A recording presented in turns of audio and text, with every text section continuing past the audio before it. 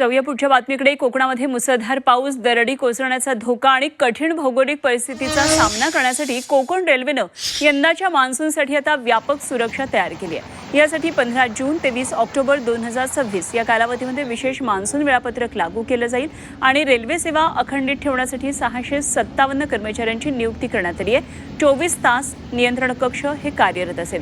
प्रवाशांच्या सुरक्षेसाठी AI आधारित यंत्रणा, स्वयंचलित पर्जन्यमापक, पूर इशारा यंत्रणा आणि वाऱ्याचा वेग मोजणारी अत्याधुनिक उपकरणं बसवण्यात आलेली आहेत। तसंच आपत्कालीन परिस्थितीसाठी चिपळूण, रत्नागिरी, कणकवली आणि वेर्णा या भागामध्ये उत्खनन यंत्रासह विशेष वॅगन्स सज्ज ठेवण्यात आलेले आहेत।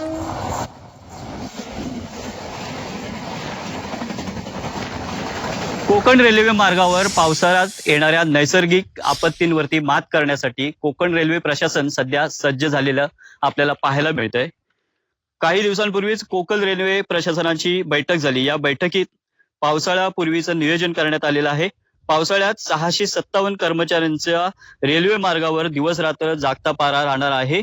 बेलापूर, रत्नागिरी, मडगाव स्थानकात 24 तास नियंत्रण कक्ष कार्यरत असणार आहेत आणि 9 स्थानकांवरती सेल्फ रेकॉर्डिंग पर्जन्यमापक बसवण्यात येणार आहेत आणि आपत्कालीन परिस्थितीला तोंड देण्यासाठी 6 ठिकाणी वैद्यकीय पथकेही तैनात करण्यात येणार असल्याचं रेल्वे प्रशासनाने जाहीर केलेलं आहे।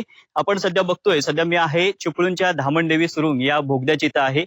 या बोगद्याच्या बाजूलाच जो डोंगरातनं बोगदा काढलेला असतो, या कटिंग केलेल्या भागात जो डोंगराचा भाग असतो, इथूनच जी दरड आहे, गोटे आहेत ते खाली येतात रुळावरती आणि रेल्वे वाहतूक आहे ती काही काळ ठप्प राहते आणि याचा फटका आहे तो रेल्वे प्रवाशांना बसताना आपण पावसाळ्यात अनेक वेळा पाहिलेला आहे। त्यासाठीच रेल्वे प्रशासनानं पावसाळ्यापूर्वी नियोजनबद्ध अशी बैठक घेऊन ज्या ज्या ठिकाणी दरडग्रस्त भाग आहे त्या ठिकाणी 24 तास पहारा देणारे जे कर्मचारी आहेत त्यांना तिथं ठेवल्याचं आपल्याला जाहीर केलेलं आहे।